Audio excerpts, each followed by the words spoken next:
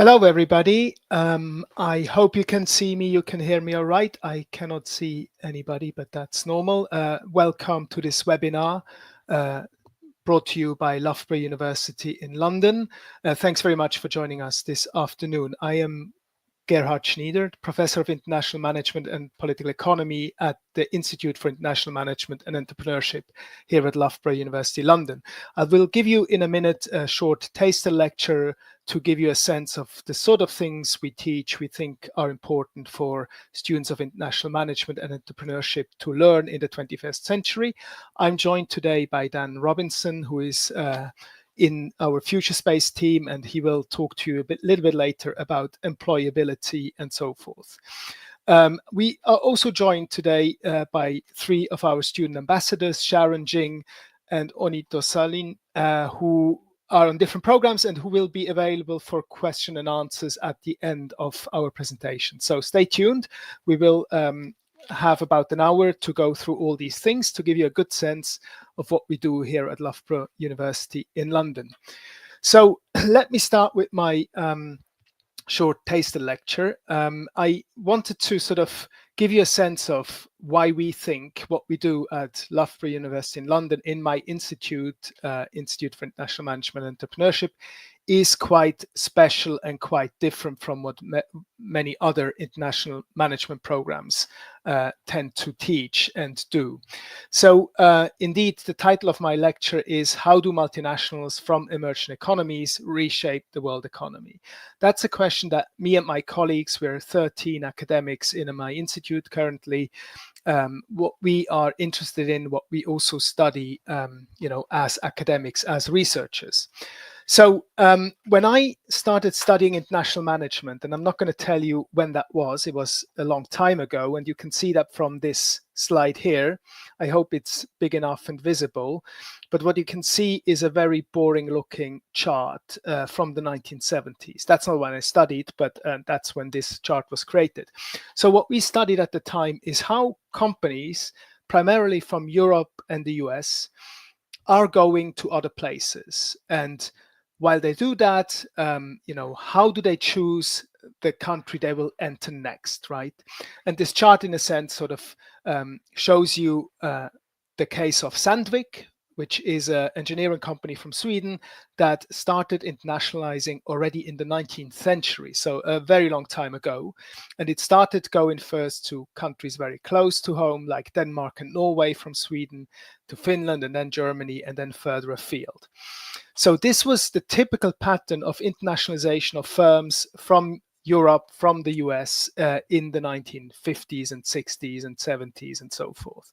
And this led to the dominant theory in international business studies, which is called the Uppsala model of internationalization, which essentially says companies internationalize progressively and slowly. They first go to countries close by. They first start with exporting and then franchising, and only at the very end of the internationalization process will they actually set up subsidiaries in other countries. So meaning, will they start producing in other countries? So this theory, as simple and as boring perhaps as it may sound, was very much the basis for anything that international management and international business students and scholars would actually be interested in. The questions that we would then ask is how to best choose your location, so which country to enter most profitably, and the entry mode was a big deal, meaning, do we start with franchising, or is this country ripe for a strategic alliance, a joint venture, and so forth. So obviously, since the Uppsala model was developed in this little town that you can see on the picture here in the middle of Sweden, which is called Uppsala, the world has changed dramatically. And indeed, increasingly important phenomenon that we see is South-North FDI, FDI standing for Foreign Direct Investment. Indeed, if you look at the pictures I have on this slide, there were two very important cases of South-North investments. The first one in 2008 was Tata Motors from India acquiring Jaguar Land Rover in the UK, buying that company actually from Ford, so the US company. And another one was 2010 when China's Geely acquired Volvo in Sweden. So this is obviously not what we studied when I was an international management student in terms of, internationalization of companies from the global north going to the global south. What we see now is very much what we could call a reversing of globalization. At least that's one of the questions. I put a question mark because this is an ongoing research question that we're trying to address, amongst others, colleagues in my institute as well. So you can see that this is tremendously changing the sort of phenomenon that we are studying. And you can see I added here an article from, I think it's the Hindustan Times, that talks about this takeover of JLR, so Jaguar Land Rover, by Tata in 2008. And it talks about the tale of humiliation that's behind this takeover. And essentially what happened there is that in the 1990s, Tata was trying to sell its own car brand to Ford, and Ford was not interested. Ford essentially said, well, what do you Indians know about making cars? We're not interested in your low quality production. That was in the 1990s. About 20 years later, Tata itself acquired one of the most prestigious car companies from an American company. So this really shows you that, the world has changed. The world is changing, and indeed we see a change in the patterns of globalization. So as a result, this is beyond just the anecdotal evidence of Geely and Tata Motors. There is indeed something going on here in terms of a reversal of capital flows in the world economy. And that's another thing that in my institute we're trying to better understand by studying something we call reglobalization. So the changes to the flows of capital, but also of human resources in the world economy. And so I've added here a few graphs, a few figures from different publications that sort of show this trend goes beyond the anecdotes that I've just given you. If you look at the right-hand side, for instance, this shows you that while China has received a lot of foreign direct investment inward going, so companies from the West investing in China, that's been going on for a long time, at least since 2000. But the more interesting trend for us is this change in outward FDI from China. So China buying assets in other countries, and that's the dark blue scale here. And you can see by 2014, outward investment from China had overtaken inward investment. Again, that's a tremendous change in the world economy, not just in economic and business terms, but also in terms of politics, of geopolitics in particular, which once again is also something that in my institute people are interested in. So the political impact of these changes in the world economy. So how do we make sense of this? Now, I showed you the chart that we had when I was a student of international management. Now, what we try to do is not so much understand how Western companies go to other countries, but how do multinationals from emerging economies internationalize. And one theory that's become very prominent since the late 2010s is the so-called springboard perspective. So that's something that if you join us in September or in January, you will be learning in one of our modules. The springboard perspective essentially has been developed by Luo and Tang to precisely understand how multinationals from China, from India, and from other countries in the global south, as it were, internationalize. So the difference, and I'm not going to go into details, if you really want to know more about this, you will have to join us, and then you will have a full lecture on this. But fundamentally, the argument is that multinationals from emerging economies internationalize for a variety of strategic reasons. One of them is, like any company, acquiring strategic assets, such as Geely acquiring Volvo, in order to get the know-how, the knowledge of creating Volvo standard cars, for instance. but they also internationalize for reasons that are less common in the global north, such as compensating for domestic disadvantages. If you come from a country that has, say, a weak banking system, that can be a disadvantage for a large firm. So internationalizing may actually help you, go to a country where the banking system is deeper, is more developed, and hence can give you more credit, for instance. It also, another strategic motive is to exploit unique strengths, meaning, for instance, one interesting stream of research that we're teaching is about how to deal with corruption. Multinational corporations from countries where corruption is very rampant, and sadly, that's often the case in countries in the global south. These companies develop specific capabilities to deal with this issue, whereas multinationals from the global north in countries where corruption tends to be, and I don't want to generalize it too much, there are many very corrupt countries in the global north as well, but from countries with lower levels of corruption, they are not used to dealing with corruption, hence have a disadvantage when they go to corrupt countries. So there's studies that show if you are from a country where corruption is a problem, you're actually quite good at dealing with it, and that gives you an advantage when you internationalize into countries with similar levels of corruption. So that's studies that sort of indicate why multinationals from emerging economies internationalize and where they go. And finally, another element is coping with home institutions and politics. When a company from a country in the global south is under threat, for instance, from the state for a threat to be expropriated, going abroad and hence buying assets overseas can provide protection for that sort of problem, right? So this is something that companies, for instance, in Indonesia under Suharto did when they were worried about expropriation by the state. They would buy assets in Vietnam or elsewhere and hence bring their assets into more protected environment from the Indonesian state, that is. So this is just a sort of a short overview of, how the reasons for internationalization by emerging market multinationals, so EM&Cs, are different from those of companies in the global north. But what you can see, so the last point on this slide here is that's a very different type of the slow, incremental, cautious internationalization that the Uppsala model prescribes or analyzes.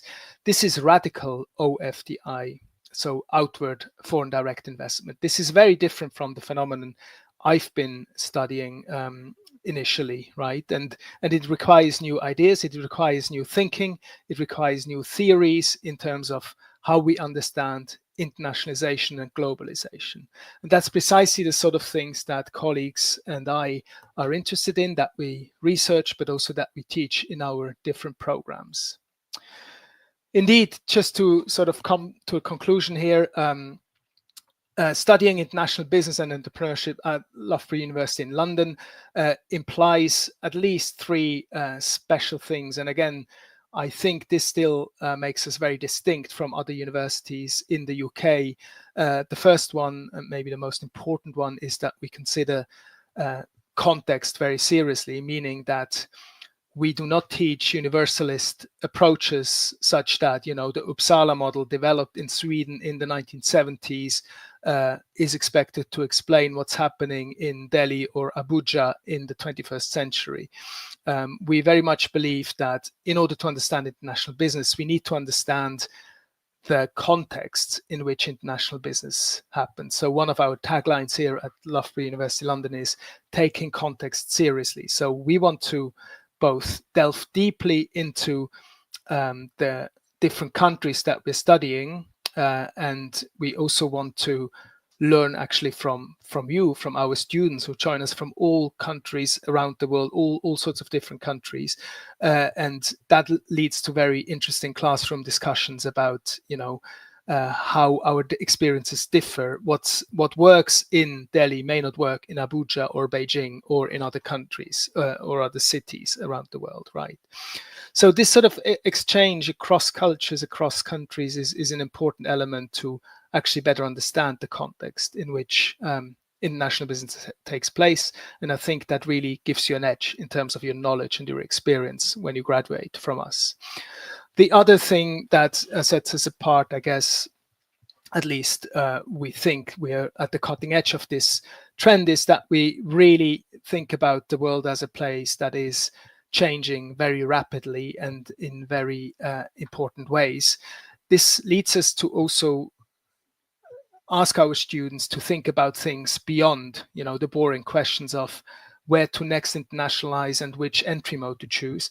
We think you should be learning about grand challenges. Grand challenges are things like poverty in the world, climate change, geopolitical frictions, the trade war between China and the US and so forth. And in order for you to do that, we feel that students need to work with people beyond their immediate field. So we have a Grand Challenges module where students are working with students from other disciplines in order to address some of these big issues and sort of start thinking about how we as academics, as students, can combine our knowledge in order to solve these wicked problems that are so difficult to solve. So this is very practical and very important knowledge, because while the changing world, these grand challenges constitute tremendous risks for companies, and I'm a scholar of political risk, so I know a thing or two about these risks. These grand challenges also constitute tremendous opportunities for those who understand them and know how to deal with them, right? And therefore we think it's very important to look at things in this way. And that leads also to the third point, which is about the skill sets that employers increasingly want. They're increasingly interested in people who have broad knowledge, who are able to combine knowledge across fields and disciplines, and can work with people as diverse as, computer scientists, people in creative industries, and so forth. So, and again, these sort of skills are something that Loughborough University London is particularly good at providing you with, because we are an interdisciplinary school. So beyond my institute, there are 4 other institutes, including digital technology, where computer scientists are based, which gives you an opportunity to collaborate across disciplines. And ultimately, these skill sets is both what employers want, but also what entrepreneurs need in order to deal with the changing world. And the collaboration across disciplines is hence a crucial skill, we think. And I will stop here and hand over to Dan, who will tell you more about collaboration across disciplines and practical application of your knowledge. Thank you very much for your attention. Thank you. So I'll just start with a brief introduction. Myself, my name is Dan Robinson. I'm the Future Space Projects Manager at the London campus. I've been working at the London campus for just over 10 years now. I lead on some of our employer engagement activities, such as micro-internships, employer site visits, and other events and networks that look to connect students with external businesses and opportunities. So I'm just going to talk a little bit first about, in the broader sense, of what the Future Space team in London do. In a broad sense, we kind of help students to build bridges and help cross those bridges and help to prepare them to approach employers and understand what it takes to be successful in the UK. Similar to recruitment agencies, we work with students and counsel them on how to prepare for the labour market through ideas such as being proactive, researching particular industries or developing industry knowledge, and also just to grow an understanding of what it actually takes to get through recruitment in the UK. We also provide students with growth opportunities, so opportunities to gain professional experience in the UK, opportunities to develop skills, grow network, and just grow a broader understanding of how recruitment in the UK works. And finally, we introduce students to the labour market through a series of in-person events, which I'll touch on in a little bit more detail in a minute. We have a series of careers platforms, networking events, job search tools, and year-round industry mentoring with professional mentors mostly very close to our London campus.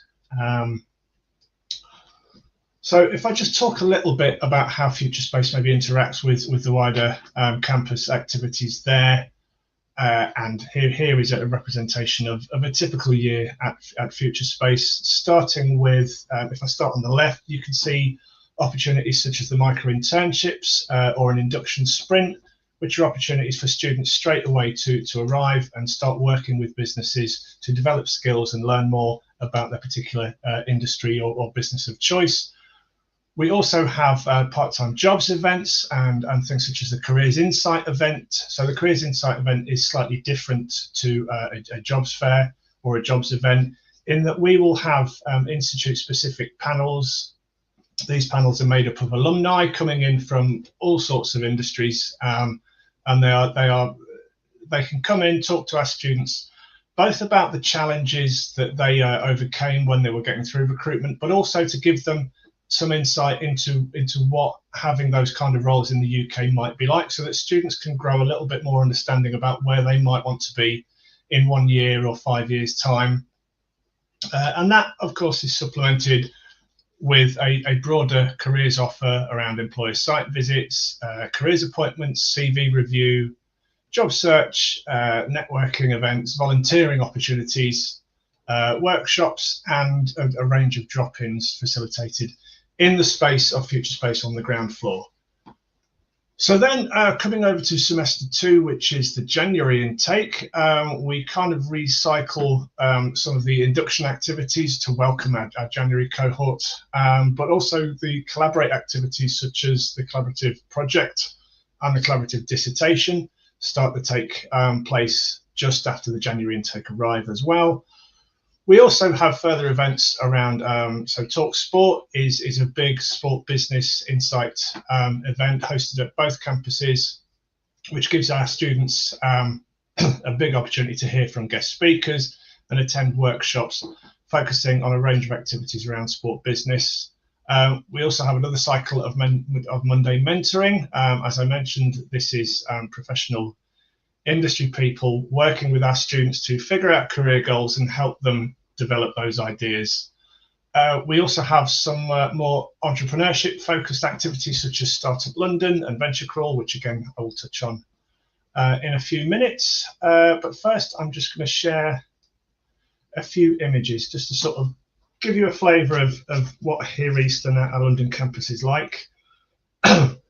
So starting with top left, this is one of our job fairs over at Plexel, which is a big tech innovation space just across the road from us. There were 300 plus students and 24 employers attending at this afternoon event.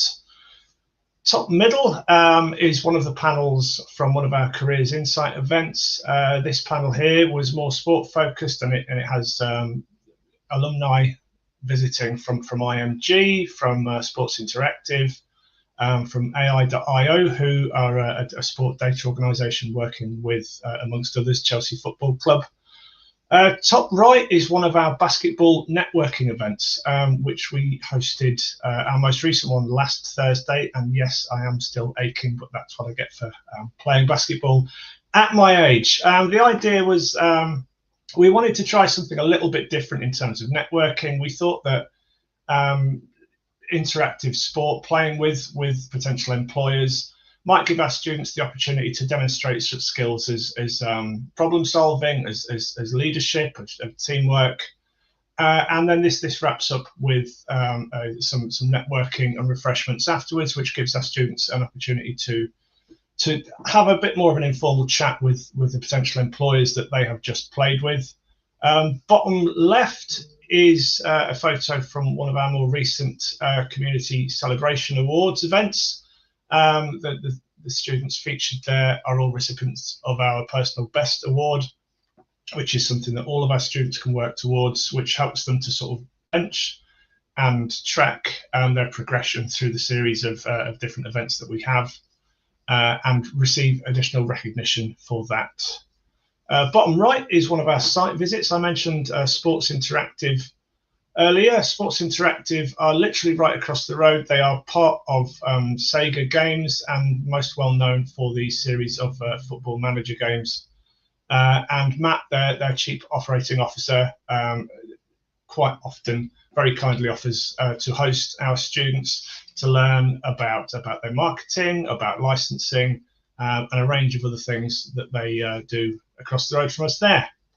And the last image, bottom right, is part of our broader careers support that we offer at the London campus. This is part of a LinkedIn profile photo shoot. We help a lot of our students to get their profiles on LinkedIn up and running. We have workshops which help students to understand a little bit more how to use that in terms of networking and how to demonstrate their experience or their skills. And of course, we help them with their profile photos as well. So just a little bit on student entrepreneurship. I mentioned a couple of activities that we do earlier. So we do, of course, have one-to-one business coaching for all of our students available within the Future Space team and also with the wider Loughborough Enterprise Network. We also have a number of events. Two of the more recent ones are Startup London, which is it's a collective of universities working in London to put on a series of weekly workshops and events which can help students with ideation, help them to explore available funding opportunities, and to bring people together to learn more about how this all works. And another way that we can support this is through something called Venture Crawl, which is 17 universities this year, all plotting their own paths across London, visiting startup hubs, entrepreneurship centres, innovation centres, and learning more about how these spaces operate and how they support businesses in London. This culminates at the end of the day with a big event. It's not quite a party, but it has a bit of a party atmosphere. Again, there's a big networking opportunity there. There are guest speakers. There's a pitching competition. And of course, there is pizza, which I'm quite sure is well received by all. So I'm just going to talk a little bit about where all of this takes place as well, because this is one of the things that I really enjoy about our location in London, and I'm sure a lot of our current students enjoy this as well. So this is here east in the middle, and beyond that is the wider Olympic Park there. You can hopefully see us kind of in the middle with a big arrow there. I'm going to work my way slowly sort of anti-clockwise around this, starting with organisations like Plykea, who are a bespoke kitchen furniture designer. We managed to visit them recently to learn more about CAD design and CNC manufacture. And we were also posed a sustainability challenge where some of our students were able to take away samples of offcuts to try and develop new products to keep some of the waste sustainable there. We've also worked with Scope, who are a disability charity, working on some of the volunteering opportunities and community engagement there. I've mentioned Sports Interactive quite a few times, so I will skip over those, but they are in that building across the road from us as well. Also in that building, we have Forward Mobility, who are the design and innovation part of Forward based there. Again, we've had opportunities for app development challenges and insight into how their wider design and innovation work at that site. Just up from there, we've got the London Stadium, home, of course, to West Ham United Football Club. World Athletics also have a number of events there.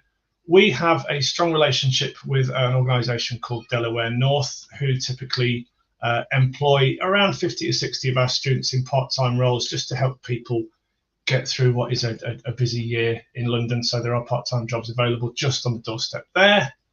Just down from there is the Copper Box Arena, home to London Lions basketball, and more recently to me pulling a thigh muscle at our basketball networking event. Just up from there, we've got the BBC, who are doing quite a bit of in-curricular work with our Institute for Creative Futures. And just along from there, we have Westfield Stratford City, which is one of London's biggest shopping centres, but is also home twice a year to the London Job Show, which hosts around 40 employers looking to engage with our students over a 2-day period as well. Just down from there is one of the student accommodations which we use, so you can see that students can literally access pretty much all of this within a 5 to 10 minute walk. We also have Studio Wayne McGregor, who are an award-winning and renowned dance school. Is it school? I'm not sure, Gerhard. How do you call dance places? I don't know much about dancing, but they're there and they help us a lot with some of our sport leadership modules. And again, over on the other side, we have Lee Valley Velo Park, which again hosts a lot of sporting events there, some of which our students are able to get involved with on a voluntary capacity. Just outside of that, we do also have a lot of employer site visits. I've mentioned West Ham and Ford there, so they are right on our doorstep. We also do quite a bit of work with Lend-Lease, who are a property management and licensing organisation working on the Olympic Park. They are, I think, at the minute working with us on our collaborative project, but I will come to that in just a minute. Further afield across London, we've had volunteers, a team of about 40 volunteers this year at the London Marathon. They were positioned on the finish line working to support sustainability efforts there, so a great opportunity for students to get involved with sustainability in sport there. Just across from them, we also have a number of site visits to embassies for some of our diplomacy students. Across from them, we have alum working at IMG, who are a big multimedia sports agency. So a few of our alum are working there, and again, we've managed to drop into them to learn a little bit more about how they operate. A little further afield, I mentioned AI.io earlier. That is a site visit of us visiting them at their Chelsea training ground, where some of our students were able to participate in all sorts of button pressing, data-y kind of things. Again, I'm not a technical person, but they have tools and technology which measures certain performance attributes, and our students were able to take part in that and then get live reporting on their performance there. Finally, at the bottom, we've managed to visit IBM, who are in central London. So another opportunity for students to learn about career pathways and how students might get involved in some of the developmental activities that they have there as well. So that is a little bit about our local vicinity. I'm just going to touch on Collaborate as well now, because this is something that Gerhard mentioned a little while ago. So Collaborate is part of our in-curricular activity as an in-curricular way for students to work with businesses, both through the collaborative project and through the collaborative dissertation. So on both of these, students will work with real organisations working real-world projects that are set by the organisation. In a project, it is team-based, and dissertation, it is working on a one-to-one capacity with one student working with a business on a research topic. Students at Loughborough University London can choose to do both of these, and they are only available to students at our London campus. It's an excellent way for students to gain first-hand insight into working with industry while studying and learn key skills desired by employers, things like critical analysis, effective teamwork, solution-based thinking. So I guess the underlying theme here is that we do have a lot of opportunities for our students to work with businesses both in and outside of the curricula as well. So there's a few more images of students working with some of our partner organisations here. There's West Ham inside the West Ham Stadium there, and it is a chance to make an impact, whether that's bringing new skills or knowledge or new perspectives and ideas, and eventually making recommendations to a business that you might be working with. Through the collaborative project, this finishes with the collaborative project show, which again is held over at Plexel, and it is an opportunity for students to showcase their work to a wider audience. So we have a lot of the Collaborate project partners coming in, as well as a lot of other partners, and it is also open to the public, so we can invite guests, as many as we want in there, to share these ideas with our external partners. And this is a selection of some of the organisations that we've worked with more recently. You might recognise some of the bigger names there: West Ham United, Ford, Sports Interactive I mentioned, but there are also I guess more community groups, NGOs like Minority Rights Group International. Pro Horizon are a small tech startup working in mental health and wellbeing for sports. But there is a range of organisations from the very small to the very big working on these projects. So the dissertation is an optional dissertation pathway which is open to all students. It is a competitive pathway, so students will have to apply. But once you get through that application process, if selected, you will get the opportunity to complete your dissertation research working with an industry partner who typically sets the research question. Again, this is a great way for students to get insight into UK working practices and learn a little bit more about managing partnerships in this context. And it can present the springboard to a new career in the UK. So quite a few of our students have ended up working on a continual basis with these organisations in various capacities. And again, there's a lot of names there, some big, some small, but our students over the last few years have managed to work with all of these organisations on their collaborative dissertation. So that is Collaborate. I'm just going to end up briefly and to bring my part to a close, just share a bit of information with where some of our students have ended up having gone through some of these pathways. So first, I'll start with Tanvi. Tanvi is currently a product lead at New Day, who are an online finance organisation. Tanvi graduated in 2018, studying entrepreneurship, finance and innovation. She is one of our personal best winners, working quite closely with Future Space during her time here, and upon graduation secured a role with Barclays Bank.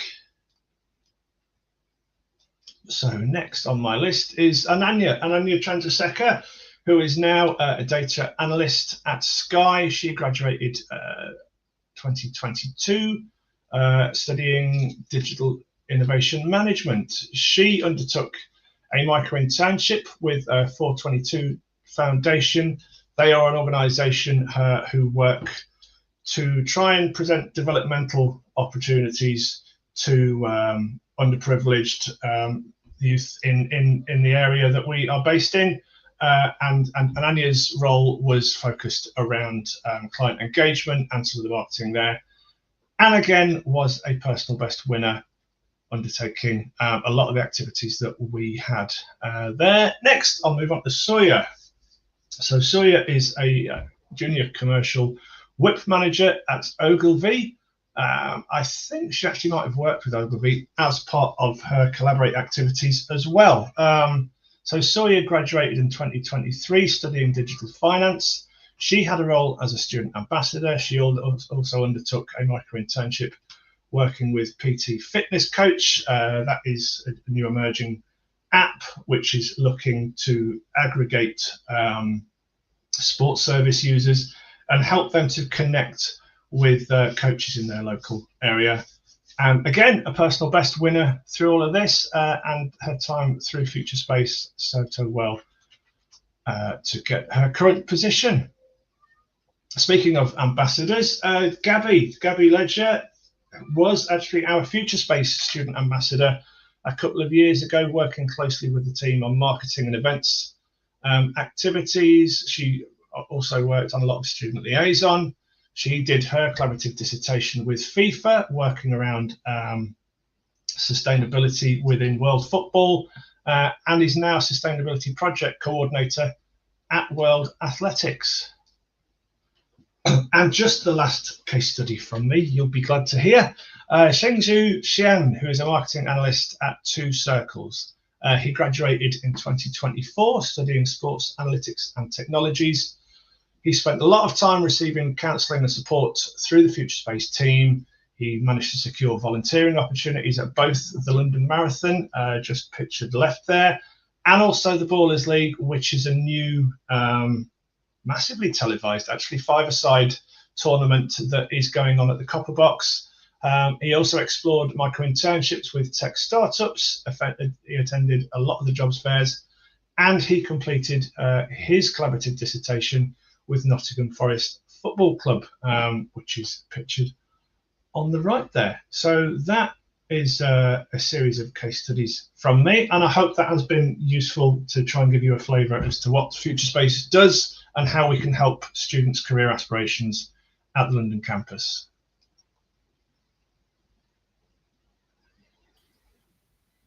Amazing. Thanks, Dan. So we are now being joined by our 3 student ambassadors, who I'm just going to introduce very briefly.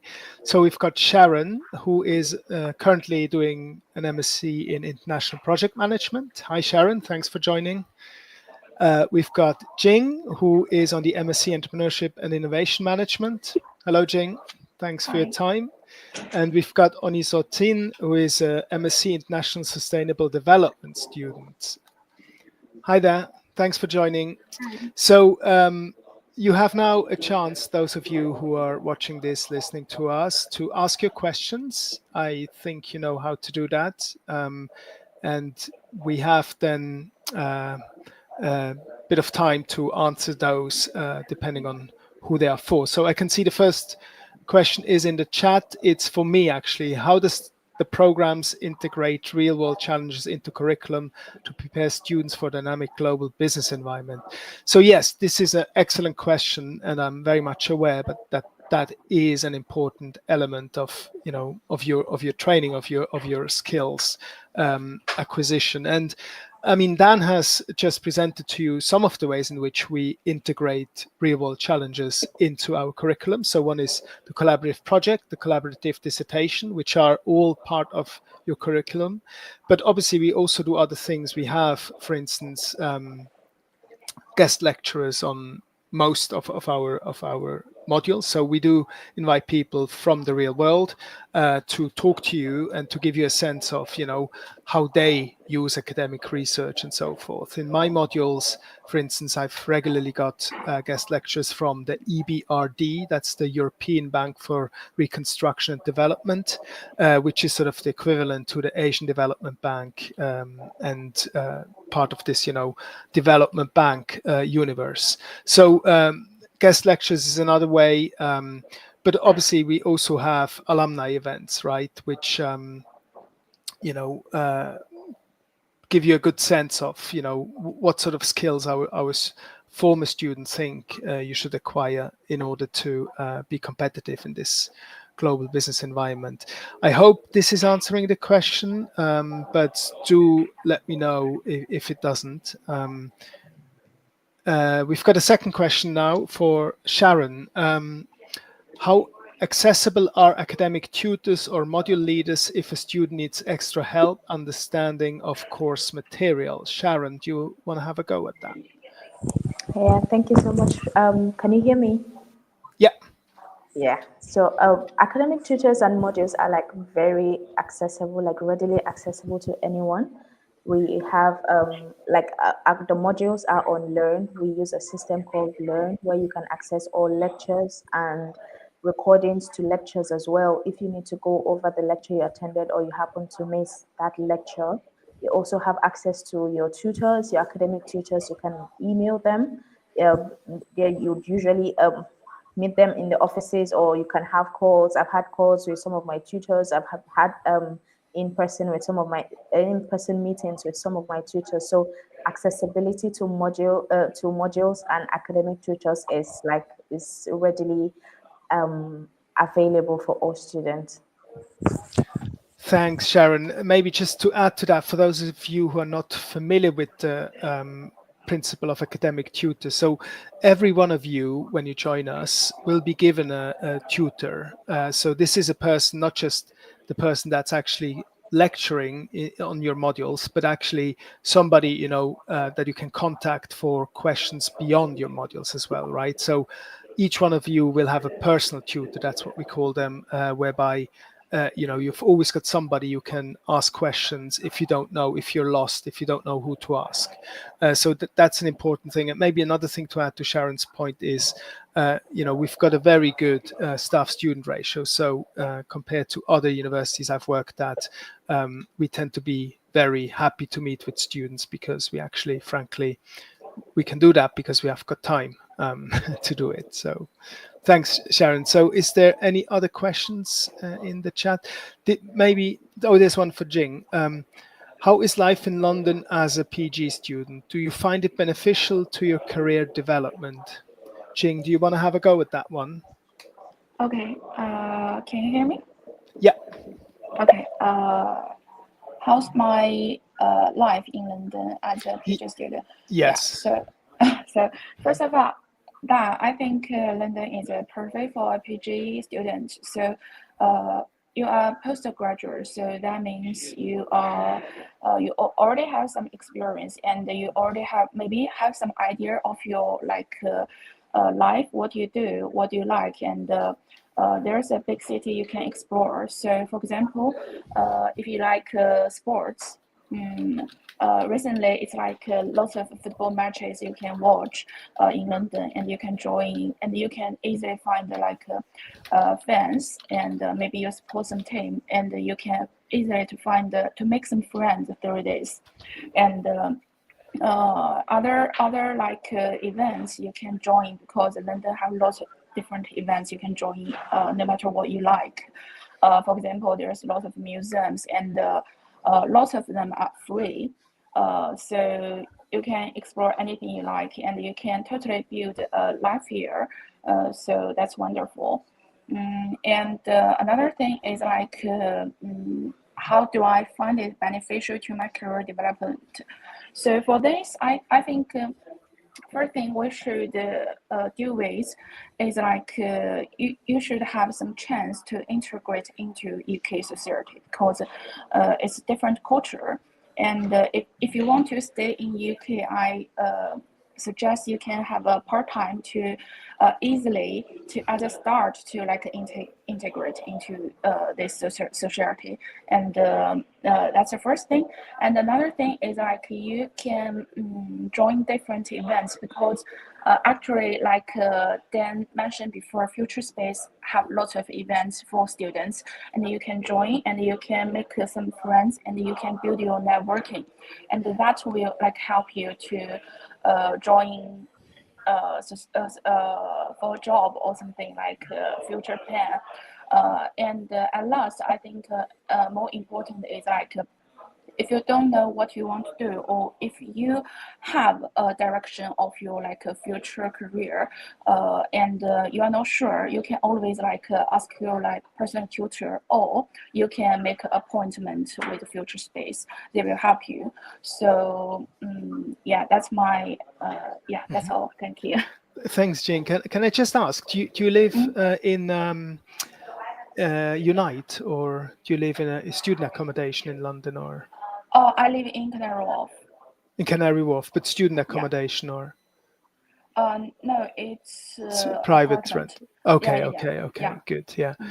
Because I mean, that's the other thing about living in London. Obviously, one of the things that students are always interested in is accommodation, and as Dan showed you on the map, there is student accommodation nearby, but obviously London being a huge city, there's all sorts of opportunities, to find what suits you, in a sense, right?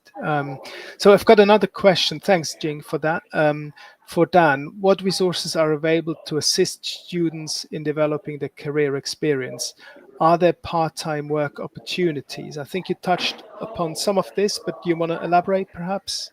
Yeah, I'm happy to. I guess it depends on the kind of support students need. I mean, we have everything from one-to-one support.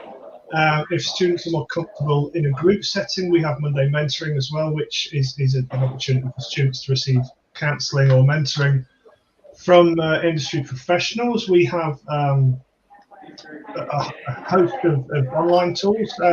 Our main one is Handshake, if people are familiar with Handshake. So that has, as well as our events, a whole load of resources around how to prepare yourself career-wise, through to networking and getting in touch with employers, or just searching out job opportunities, or external workshops and events that employers sometimes post on. Students have access to all of this all year round and indeed beyond graduation as well. We do see a number of alumni still staying in touch with us through Handshake as well. But we have other resources, such as we have Student Circus, Target Connect in terms of job search platforms. We have Graduates First, and we have eCareers Grad in terms of students being able to access tools which might help them to prepare for interviews or to understand a little bit more about a certain area of the job market that students might be interested in, and to get insight from those tools as well. So we have a lot of tools.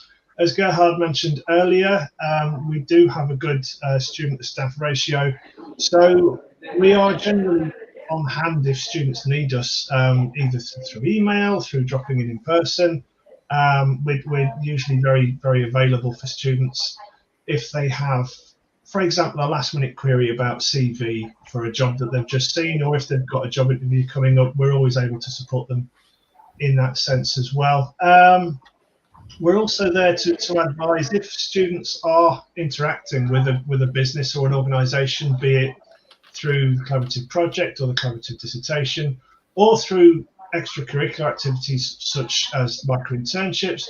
Sometimes students will have questions about the appropriate way to behave or respond in these settings. So again, we're ready to advise on those fronts as well. We also, as much as possible, try and get students involved to help organise some of our events as well, just to give them a bit more experience in I guess, comms or management of events, things like that. Just to touch on the other question, which I believe was about part-time jobs. Again, this is something that we can service in a number of ways. Our Handshake Resources does have a page that currently has around 10 to 12 employers on there with their contact details and guidance on how to apply to these opportunities. And those part-time jobs are available all year round. I mentioned Delaware North at the London Stadium. They also operate at Wembley, and I think at the Tottenham Stadium as well. So even just with a small walk or perhaps a bit of tube travel, there's plenty of opportunities there. And we also have our part-time jobs fair twice a year, which the last one, as I mentioned, had over 24 employers there across a range of industries. And the employers were there in person, happy to receive our students, check over their CVs, and explore upcoming opportunities in a live setting. So yes, we have a lot of part-time opportunities for students looking to earn during their study period.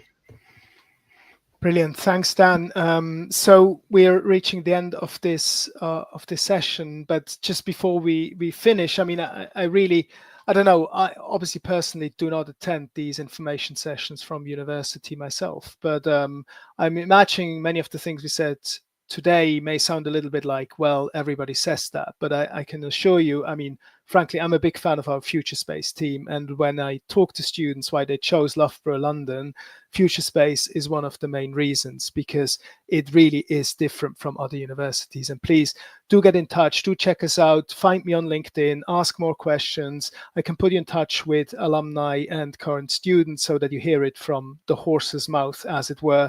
But, do your research, but I can assure you that, the way we do international business and entrepreneurship is a lot more embedded in real world experience, is a lot closer to, you acquiring skills that help you with your career. And one of the students I met who joined us this year, she had offers from like 3 or 4 other universities in London, and really, really good ones. And she said, no one sounded as, much as a springboard for my career as Loughborough London does. And that's largely after having talked to Dan. So I think, you won't go wrong if you choose us. And I hope, reach out if you need more information. I do really hope we manage to give you a little bit of a sense of, how we teach here and what our priorities are. And I hope you will perceive that this is, very much in your interest. So thank you so much, Dan. Thanks, our ambassadors. Sorry, Oni Sotin, for not having a question for you, but thanks for being there anyways. And yeah, so I think we can finish here. As I said, get in touch. You see my name on the screen. You can find me easily on LinkedIn, and you can connect, and I'll be happy to ask any questions. Thank you, everybody. I think we'll finish here. So have a good rest of your day. Bye now. Thanks all. Bye-bye.